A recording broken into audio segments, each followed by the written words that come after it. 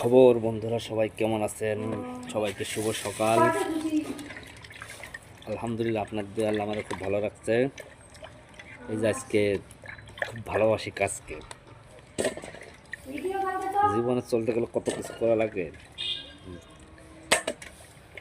যে কোনো কাজ বলেন, সব কাজকেই স্মরণসম্পন্ন। এই দেখুন, মাছ মাছ কিনে আনছি বাজার থেকে, কিনে এনে কুটেছি, এখন ধুইতাছি, ধুয়ে পলি করছি, ফ্রিজে রাখবো। মাছ কিনে আনছে আজকে,